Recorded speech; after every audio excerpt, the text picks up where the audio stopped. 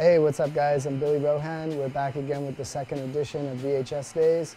Last time we got to check out some old favorites, and today we're going to check out some old favorites. It's just one of those things, like when you watch VHSs, you remember like skating was so different back then.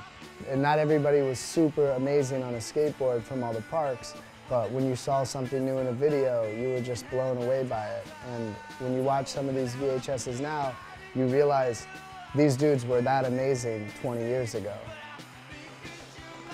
So we got the Welcome to Hell video right here, one of the most influential videos in skateboarding, probably in the last 20 years. Welcome to Hell. So this is the Jamie Thomas Welcome to Hell part, probably one of the most legendary parts in skateboarding. When Jamie Thomas put this part out, it was like the first time people were really getting on handrails. And that was something that, like, you know, a 4 or 5 stair rail, that was a big deal back then. And then this part dropped and it was like, holy shit. Like, this dude is like Freddy Krueger on a skateboard. Like, he was just scary almost, like such a crazy thing. I remember he used to skate in the contest down in Florida and he'd show up with no shirt on, Benihana and over the pyramids with like crazy pubic hair sticking out, and all the little kids' moms would be like, oh, who's this guy? He's so cute. Like dirty skater moms. It was fucking hilarious. Oh man. This line right here at the Brooklyn Banks, I think it was about 20 years before anybody even came close, and the kid that did it, they call him One Bone, because he skates like he's got one bone connected to a skateboard. But it was like so gnarly. Like, all this area that he's skating in is back in when the bank smelled like bum shit and piss. It was like crackhead paradise. Nobody in New York or the whole East Coast could believe he did that line there, because nobody fucked with the big rail at the banks, and he did that shit in a line, and it was like instantly, Jamie Thomas, gnarliest dude in skateboarding. I think one of the things why I look up to this dude so much is that, like, back in his time, you weren't just a pro skateboarder, you were pro skateboarding. Like, this dude made a scene in Dothan, Alabama, left that scene, started Zero, started Mystery, started Foundation, put all his friends on, gave his friends jobs, gave his friends shoes, gave his friends sponsorships. And that's what it used to mean to be a pro skateboarder. That you knew how to put the contests on, you knew how to make the boards, you knew how to do everything that skateboarding had to offer, and that's what Jamie Thomas is. He's a pro skateboarder that's pro skateboarding. And like, it's different than, you know, nowadays the kid's good, he gets the sponsors, he gets the agent, now he's a pro skateboarder. Back then there wasn't money in skateboarding. This dude was probably lucky if he was making $1,000 a month from Toy Machine at the time. And now there's kids out there making millions a year. And this dude still made it all happen. And it's why I respect Jamie Thomas so much.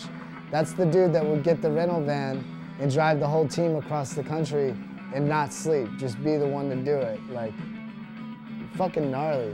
You could see it in his skating that it's just like, yo, I'm gonna go ahead and rail slide this rail with no shoes on. Like, who the fuck does that? You know, I don't even like walking through my house with no shoes on. I can't walk through the beach with no shoes on. You know, I'm like a pussy and shit, man, you know? This dude lip slid a rail with no fucking shoes because he was a vegan. Like, what he believed in so much, he's like, I'm not gonna do it until you guys come out with a vegan shoe. That was the story I heard from Ed Templeton. He said Jamie Thomas did it barefoot because he wanted cheap shoes to be, you know, a vegan shoe company at the time. Yeah, I remember he had all the, like, nobody knew if he was Christian or if he was a devil worshiper, because you'd have all this, like, devil worship stuff on the Zero graphics, and then all of a sudden Jamie Thomas has, like, a Jesus Saves tattoo on his stomach. And you just realize that none of that shit matters. It's all just fairy tales, you know? The only thing that matters in this world is work. You know, it's like, and Jamie Thomas is a hard-working person, so it's like something Muska said to me. He goes, good things come to those that wait, but great things come to those that work, you know? Jamie Thomas is one of those dudes that just shows it in real life.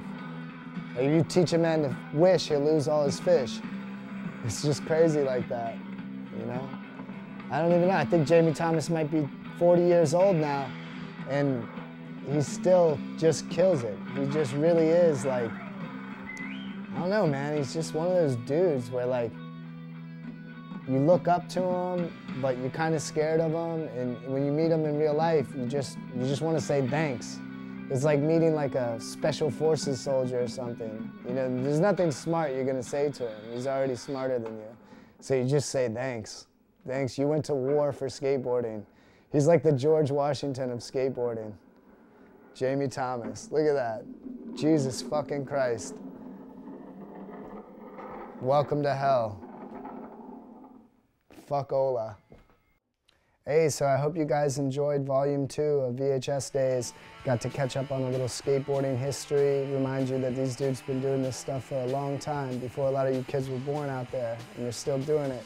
It's like fine wine. You used to think it was over at 30, but now these guys are in their thirsty 30s and they're just doing what they do. So we'll see you on the next volume. Hope you enjoyed it. Peace.